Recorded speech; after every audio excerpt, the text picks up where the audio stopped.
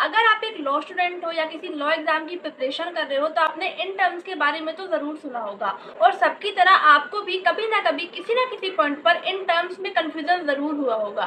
तो आज के इस वीडियो में हम इनके बारे में डिटेल में जानेंगे और इन 6 टाइप्स ऑफ ऑफेंसेस के बारे में डिस्कस करेंगे। सो मैं हूं अनुष्का एंड आइए आज हमारी टाइप्स ऑफ ऑफेंसेस की क्लास हम शुरू करते हैं। तो सबसे पहले हम ये जान लेते हैं कि ऑफेंसेस आखिर होते क्या हैं। तो ऐसा कोई भी act which is forbidden by law या प्रोहिबिटेड बाय लॉ, मतलब जिसको लॉ प्रोहिबिट करता है, वो ऑफेंसेस कहलाते हैं। अब अगर हम सिंपली समझें तो इन ऑफेंसेस को हम 2 कैटेगरी में डिवाइड कर सकते हैं। पहले वो जो सीरियस ऑफेंसेस होते हैं, जो हीनियस नेचर के ऑफेंसेस होते हैं, जैसे मर्डर, रेप, डाउरी डेथ, और दूसरे वो जो लेस सीरियस नेचर के ऑफेंसेस होते हैं, जैसे असॉल्ट, डेफेमेशन आदि। तो जो सीरियस नेचर के ऑफेंसेस होते हैं वो नॉन बेलेबल, कॉग्निजेबल और नॉन कंपाउंडेबल होते हैं। वहीं जो लेस सीरियस नेचर के ऑफेंसेस होते हैं वो बेलेबल, कंपाउंडेबल और नॉन कॉग्निजेबल होते हैं। अब हम एक एक करके इन सारे टर्म्स को डिटेल में समझेंगे। तो सबसे पहले हम कॉग्निजेबल और नॉन कॉग्निजेबल के बारे में समझते हैं। तो कॉग्निजेबल ऑफेंसेस जो होते हैं वो सीरियस नेचर के ऑफेंसेस होते हैं और यहाँ पर पुलिस ऑफिसर के पास ये राइट होता है कि वह खुद से एक्शन ले सकते हैं और बिना किसी वारंट या प्रायर परमिशन के एक्यूज्ड को अरेस्ट कर सकते हैं। इसके साथ ही बिना किसी कोर्ट की परमिशन के वे इन्वेस्टिगेशन भी स्टार्ट कर सकते हैं।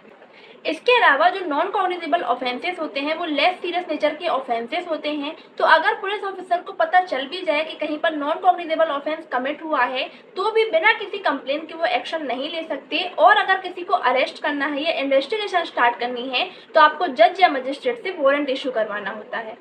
तो अब हमें ये कैसे पता चलेगा कि कौन सा ऑफेंस कॉग्निजेबल है और कौन सा ऑफेंस नॉन कॉग्निजेबल? तो इसके लिए आप सीआरपीसी का शेड्यूल 1 चेक कर सकते हो। वहां पर पूरी लिस्टिंग दी गई है कि कौन सा ऑफेंस कॉग्निजेबल होगा और कौन सा ऑफेंस नॉन कॉग्निजेबल होगा।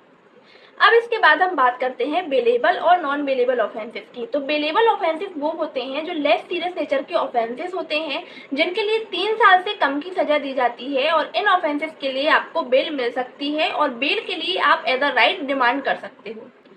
और अगर हम बात करें नॉन बेलेबल ऑफेंसेस की, तो ये वो ऑफेंसेस होते हैं जो सीरियस नेचर के ऑफेंसेस होते हैं, जैसे मर्डर, रेप, डाउरी डेथ, और इनके लिए 3 साल से ज़्यादा की सजा दी जाती है। और इन ऑफेंसेस में आप बेल के लिए डिमांड नहीं कर सकते। कोर्ट डिसाइड करता है कि उसे एक्यूज्ड को बेल देनी है या नहीं। तो ऐसा नहीं है कि इन ऑफेंसेस में आपको बेल नहीं मिल सकती है अगर कोर्ट डिसाइड करे, अगर कोर्ट चाहे तो। अब कोर्ट भी कुछ सर्कमस्टेंसेस को देख के डिसाइड करता है कि उसे एक्यूज्ड को बेल देना है या नहीं। तो डिफरेंस समझ में आया। बेलेबल ऑफेंस जो होते हैं उनमें आपको बेल मिल सकती है और आप बेल के लिए एज अ राइट डिमांड कर सकते हो, लेकिन जो नॉन बेलेबल ऑफेंसेस होते हैं उनके लिए आप बेल के लिए डिमांड नहीं कर सकते। ये कोर्ट पर डिपेंड करता है कि वो आपको बेल देना चाहता है या नहीं। अब नेक्स्ट है कंपाउंडेबल और नॉन कंपाउंडेबल ऑफेंसेस। तो कंपाउंडेबल ऑफेंस जो होते हैं वो लेस सीरियस नेचर के ऑफेंसेस होते हैं, और इन ऑफेंसेस में पार्टीज जो होती हैं, विक्टिम और एक्यूज्ड, आपस में एक सेटलमेंट या कॉम्प्रोमाइज करती हैं, जिसके बाद विक्टिम जो है एक्यूज्ड के खिलाफ सारे चार्जेस ड्रॉप कर देता है, जैसे थेफ्ट, ट्रेसपास, डेफेमेशन। ये कुछ इन ऑफेंसेस के एग्जाम्पल्स हैं।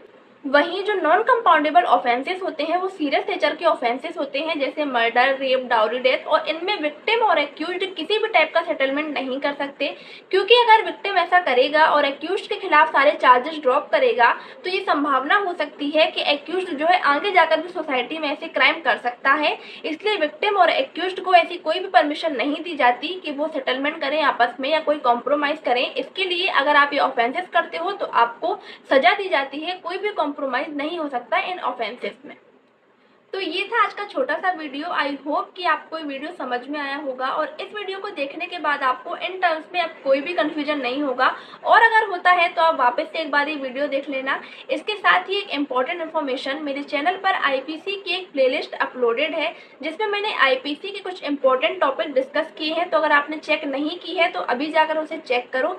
इसके अलावा अगर कोई टॉपिक है जो आपको समझ में नहीं आ रहा है तो आप मुझे कमेंट सेक्शन में बता देना, मैं उस पर वीडियो बनाकर अपने चैनल पर अपलोड कर दूंगी। तो मेरा चैनल भी सब्सक्राइब कर लेना ताकि ऐसे और लीगल वीडियोस आपको मिलते रहें। मिलते हैं नेक्स्ट वीडियो में। Bye bye.